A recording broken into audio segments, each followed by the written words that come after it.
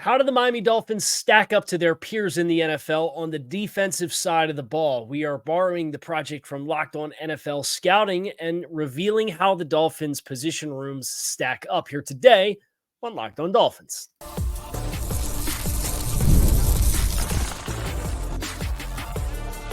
You are Locked On Dolphins, your daily Miami Dolphins podcast, part of the Locked On Podcast Network, your team every day. All right, Miami. Welcome to another episode of Locked On Dolphins. It's your team every day here on the Locked On Network. I'm your host, Kyle Krabs, a lifelong Miami Dolphins fan, host of Locked On Dolphins, co-host of Locked On NFL Scouting. You can find our shows on YouTube or wherever you listen to your favorite podcast. Tip of the cap to our everydayers, because it is your team every day. We don't just say it, we live it here on the Locked On Network. Today's episode of Locked On Dolphins is brought to you by Game Time. Download the Game Time app, create an account, and use code LOCKEDONNFL for $20 off your first purchase. Terms do apply. We have the defensive side of the ball here today on the show. We did the offensive side of the ball yesterday. And if you're not familiar with the project, as I mentioned at the top, co-host of Locked On NFL Scouting with Joe Marino. Joe Marino and I, every year, every summer, this time of year, we take one team a day for 8 weeks. And we study all the players on that team. And we put those players into different classifications of talent.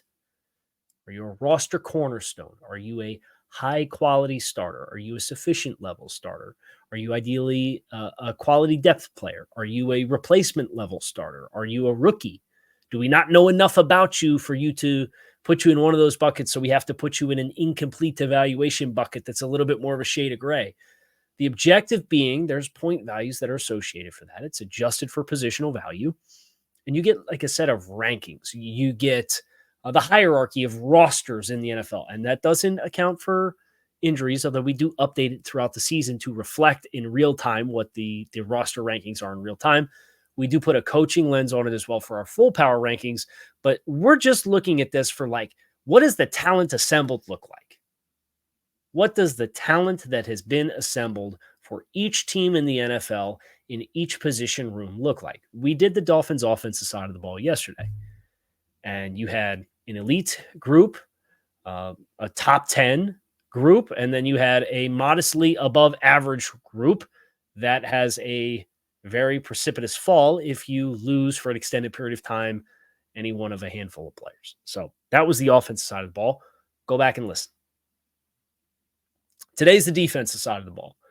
And the Dolphins did more renovating on this side of the ball, and there's a little bit more of an application mystery because you don't really know where the coaching piece of this is going to allow this to come together and how quickly that's going to happen with the scheme change. Although they did make a scheme change last year, and after a trying week one, trying to defend the run against the Chargers, they seemed to relatively figure it out.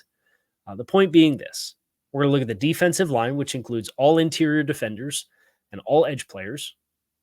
We're going to look at linebackers, and then we're going to look at the secondary as a whole, right? So the defensive line as a whole, off-ball linebackers as a whole, and then the secondary as a whole, and see where the Dolphins stack up relative to their peers across the league. Here's the good news.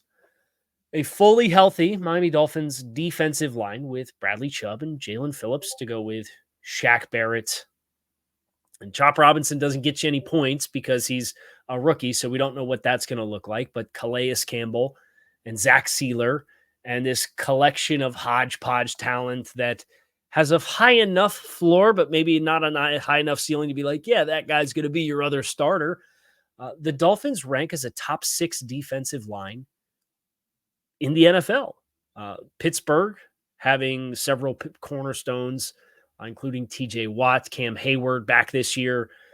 That kind of elite talent's going to put you in a certain stratosphere. The Browns having an elite player of their own in Myles Garrett. It's really upper air for them. San Francisco, another group that is very well represented thanks to their elite talent that they've been able to collect.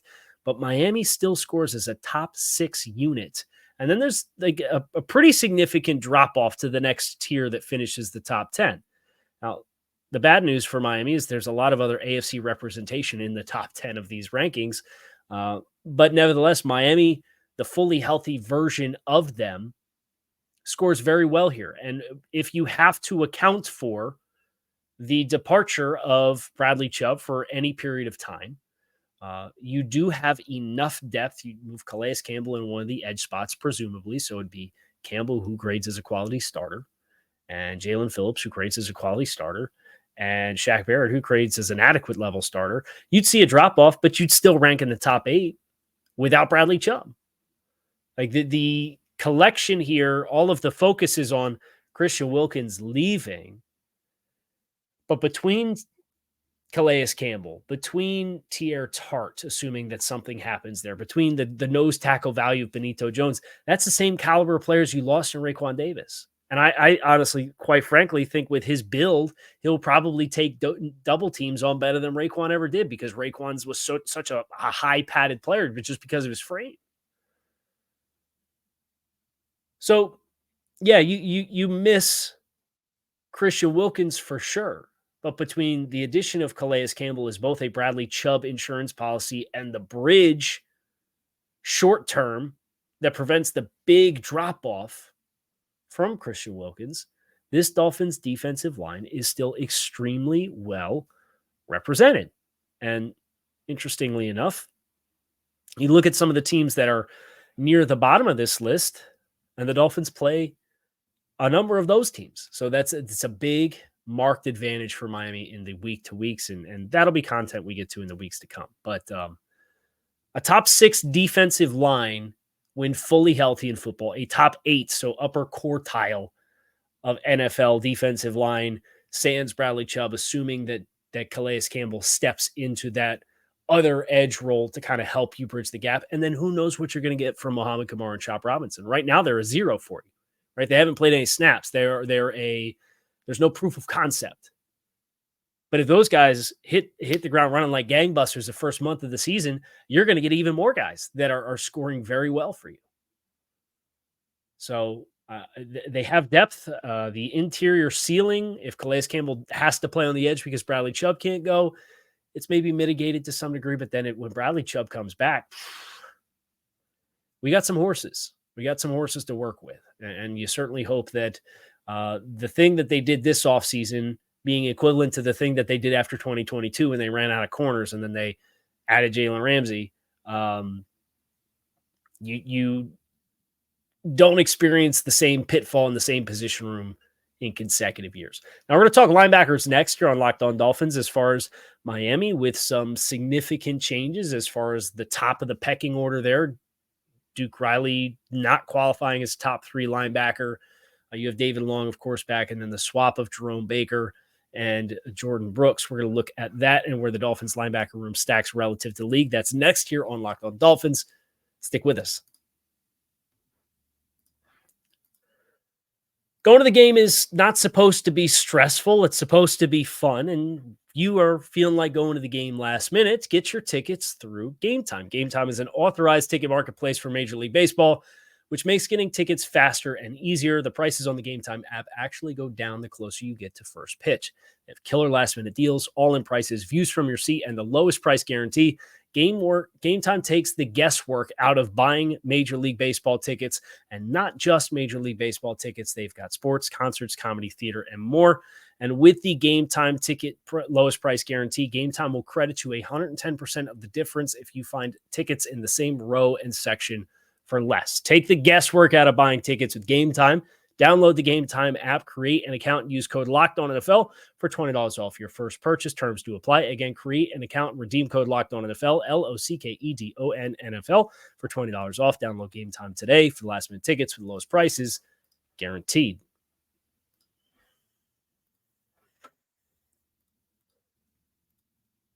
Bad news is Miami at linebacker doesn't crack the top 10. The good news is there's about 4 teams tied for 11th, and Miami's among them. So it's a above average linebacker core. San Francisco is the elite of the elite. And you have New Orleans with Demario Davis and Pete Werner. It's a really impressive group. The Jets with CJ Mosley and Quincy Williams, that comes in third place. Buffalo Uh, Obviously, Matt Milano, who's been a thorn in the Dolphins' side for quite some time.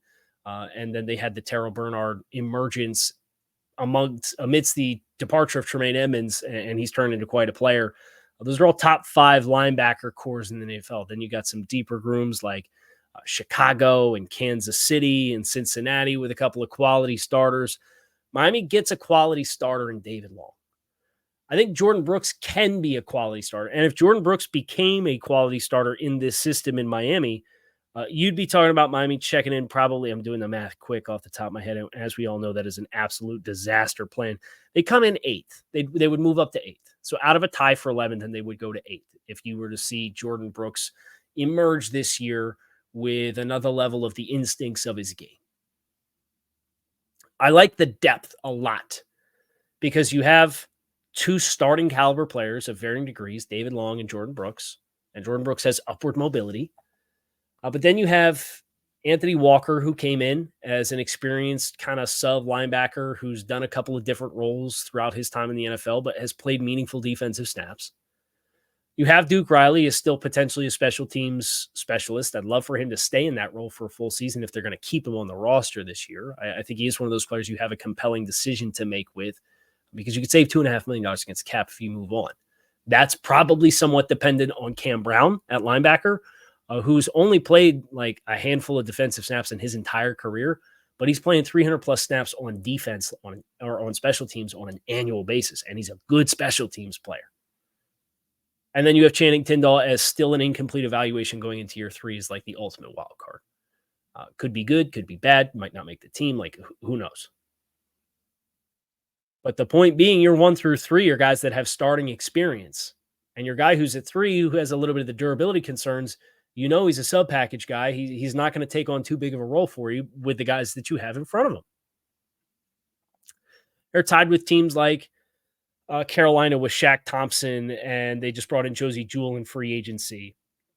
Or they're tied with Houston. They're tied with Indianapolis, who has a pair of really impressive linebackers who can run with Zaire Franklin and EJ Speed, guys that are pretty rangy guys. So that's kind of the stratosphere that the Dolphins are sitting at linebacker, just outside the top 10. But stylistically, I think it's made of the right stuff. And that's why I get optimistic about Jordan Brooks and his upward mobility, because before David Long got to Miami, he was known for his pass coverage skills as compared to his run defense. And then this year in Miami, he became a stalwart against the run and kind of struggled with the communication of that Fangio defense and passing stuff off. You have Jordan Brooks, who was asked a lot of in coverage. And I made this point on the Reason panel on Finside the NFL. If you missed that, was last Thursday on his YouTube channel. We went live. It was me, Reason, Neil Driscoll, Omar Kelly, Al Fartega. We had a really good conversation. It'd be like 2 hours long. But the question at the time that we were having was Dolphins' ability to stop the run without Christian Wilkins. Like, what do you think of it? And I think with the depth and the versatility of talent that they've assembled on the defensive line, you can do a lot of things structurally with your fronts to maintain your integrity and your gaps. But then the pressure falls back on your second level players, your nickel defender and your linebackers, to cover all of that middle of the field grass and not get gouged and be up too tight to the line of scrimmage where they can put it between you and the safeties, or play too deep where they can put it in front of your face and get big run after catch opportunities. Long and Brooks are better equipped for that than what I think you've seen the past few years in Miami with the linebacker position. And some of the best defenses in the NFL, I don't think it's a coincidence that San Francisco is near the top of the list as far as their linebacker core and the success that they have defensively on an annual basis. I don't think it's a coincidence that the Saints were a top 10 defense last year, and they've got one of the best linebackers in Demario Davis in the entire league and a young stud in Pete Werner. I don't think it's a coincidence that the Jets, amidst their struggles as a team to play complementary football, that defense has a lot of really impressive metrics because they have 2 stud linebackers, the Buffalo Bills and Cincinnati Bengals, making playoff runs, the Kansas City Chiefs. These are the teams in the top 10. And most of these teams are annually in the top 10. And I don't think it's a coincidence that the skill set that they have at the linebacker position enables them to do the things that they want to do defensively and not have liabilities over the middle of the field. And that's the goal for Miami, because that's where you've really been hurt at times the last few years. Now we're going to get into the secondary next here on this episode of Locked On Dolphins. Make sure that you stick with us. We'll be right back.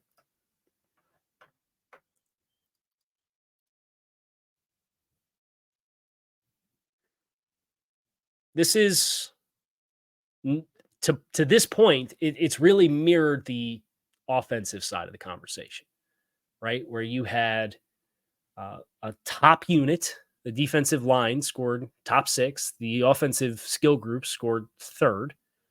You had the quarterback that scored right around 10, and the linebacker room that's finished tied for 11th. So an upper echelon elite room, and then an upper third of the NFL room. So you feel good about both of those alignments. The offensive line was modestly above average with a lot of room for fall off. This is where the script breaks, because the Dolphins score as a top 5 secondary in the NFL as well. They have a lot of talent. Their transition away from a number of players, whether they're marginal increases or marginal decreases for the players in the starting roles, they're players in the same bucket. Jalen Ramsey, you're going to have him. The other corner, Kendall Fuller. He's replacing Xavier Howard. That was a quality starter for a quality starter. You have Javon Holland. He scores as a roster cornerstone. And this is not just me doing these. This is me and Joe Marino, and we collaborate on all the teams in the entire NFL to put the classifications on the players. Right? So don't just sit here and think this is me blowing smoke up your rear end because I'm a Dolphins fan. And I'm more than happy to tell you the deficiencies that exist on the team. I just don't want to harp on them because we know what they are. We know they exist. We know what solutions they have. We know why they're making the decisions that they're making. And whether it works or not, we'll find out. Right? But the secondary, you have 2 cornerstones, Jalen Ramsey and Javon Holland. You have a quality starter in Kendall Fuller. You have an adequate level start. You actually have 2 adequate level starters with Marcus May and Jordan Poyer. That's an upgrade because Deshaun Elliott, I think, graded at the end of last year marginally better than Jordan Poyer. So you maybe it was the same bucket swap for the player, but your third safety from going from Brandon Jones to Marcus May is a significant upgrade. You don't know quite what you have in Cam Smith yet. You're not quite sure what Kader Kohu's going to end up being in this defensive scheme. We'll see where Nick Needham is in the year back. We have him graded as a quality depth option for you right now. But there's not a lot of teams that are sporting multiple cornerstones in the secondary. You have the Baltimore Ravens with Marcus Williams and Kyle Hamilton. You have the Green Bay Packers with Jair Alexander and Xavier McKinney, and you have the Dolphins with Jalen Ramsey, Javon Holland. That is the extent of your dual cornerstone projected starting secondaries in the NFL right now. The Jets were close with DJ Reed, Sauce Gardner. We didn't quite classify DJ Reed. They might get there if they make a play for a safety. They got Chuck Clark penciled in as a safety. They have him and Tony Adams. They could be a player for either of the 2 big name safeties that are still out there in the free agent market. And if that's the case, they'll shoot them up the list. The Chiefs could have been close. Trent McDuffie, they trade L'Jarius Sneed. That was one that at the end of the year, they would have qualified for that. This is pretty rarefied air. The Broncos would have been one if they kept Justin Simmons. They have obviously Pat Surtain the second and what would have been Justin Simmons, but they've moved on from him. So you're at a stratosphere as far as just like who the cornerstone talents are. And you hope that both of those guys don't miss half the season like they did last year for you. But that was the book for you almost everywhere. I was like, man, injuries are you know what? And attrition, football is a game of attrition. My high school coach, Doug Dom, said it once upon a time, and it has never been more true than I reflect on the last 2 years of Miami Dolphins football. They've got hit, and they've got hit hard. And that's where you go back to, okay, who's your third corner or who's your third safety? Oh, it's an adequate level starter graded player in Marcus May.